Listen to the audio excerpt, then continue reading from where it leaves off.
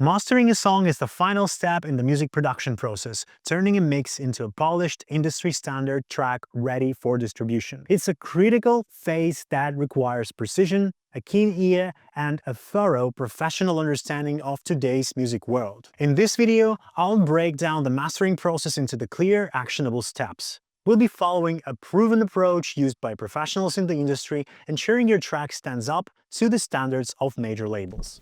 Hi, I'm Ivan from Major Mixing, and today we're going to explore how to master a song professionally. I'll be sharing with you the insights of our approach to mastering that we use all the time in our studio. This approach helped us master thousands of songs at industry level to the quality of major labels. Mastering a track is the process of standardization of the record, so it is normal when engineers use one optimal approach to obtain a master. And in this video, I'll explain our method of mastering a song. Before we dive deeply into the video's subject, let me introduce you to our mixing and mastering service. Our team of professional engineers is ready to make your track sound perfect using the best gear and more than a decade of experience. If you're looking for a perfect sound, check the link below the video. So, let's look at each of these steps in detail. Step number 1 is to prepare a studio. Mastering is the final step in creating music, and a mastering engineer is the last person to check that everything is right before the song goes to distribution or is printed on CD or vinyl. That's why a mastering engineer studio must be ideal, the best of all. The studio should be created especially for mastering. Midfield monitors must be used and be of the highest quality so the engineer could hear the broad frequency spectrum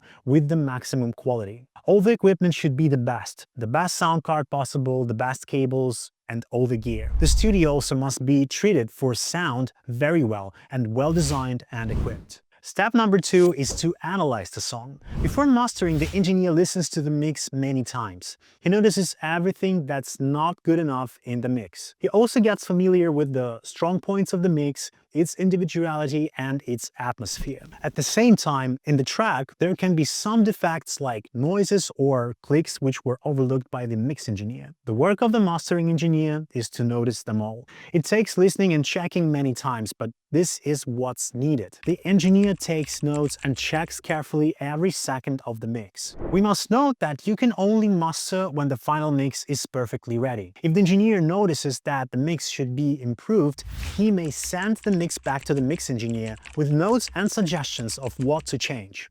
And so, mastering engineer makes sure the mix is finished and the mix is perfect before the actual mastering work begins. When the actual mastering process starts, the engineer should already know the song and all the tracks in the multitrack very well. The engineer knows exactly what this mix needs and what to do. At the next step, we select reference tracks. After all preparations are done and the entire track is ready for mastering, the engineer finds reference tracks. It has to be industry quality songs that were released preferably no more than 1 year ago. It's good to find several songs for comparison and have different examples of current industry standards and what your song should sound like. Okay, enough of the theory, let's look at the real project.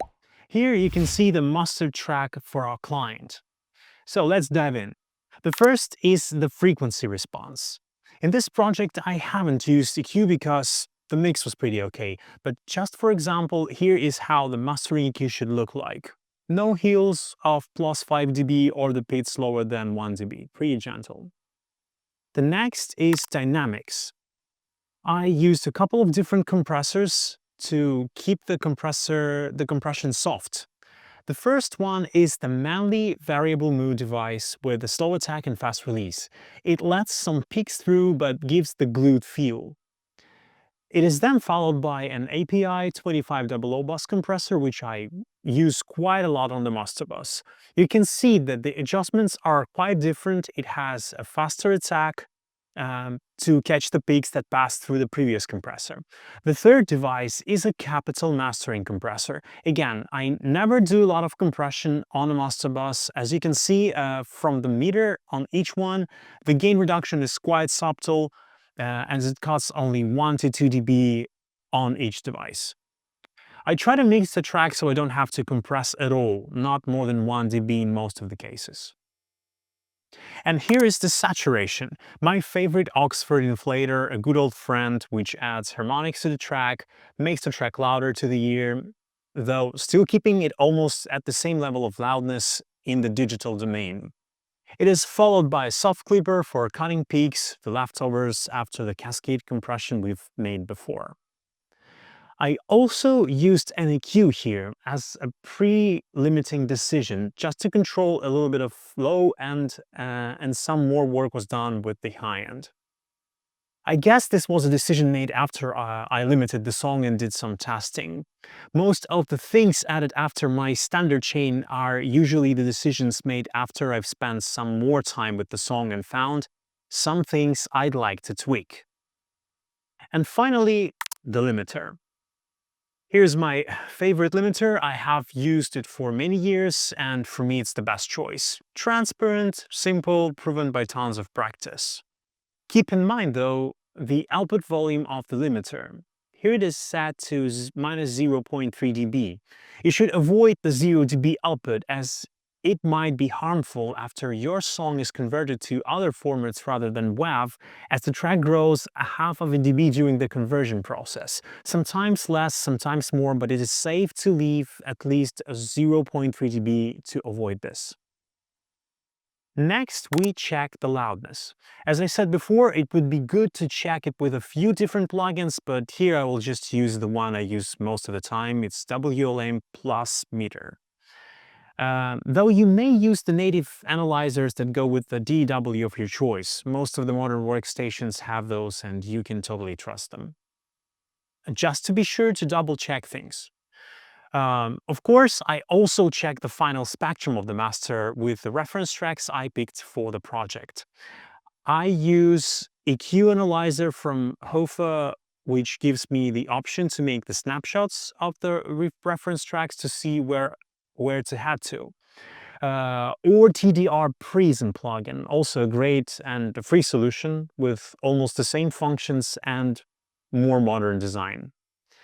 It is very important to check the frequency spectrum after the mastering process. Only this way you can see if your track is not having any mistakes visually. And seeing spectrum is the only way to perceive music visually.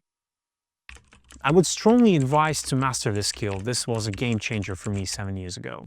And we're set. Let's now listen to the sample before and after.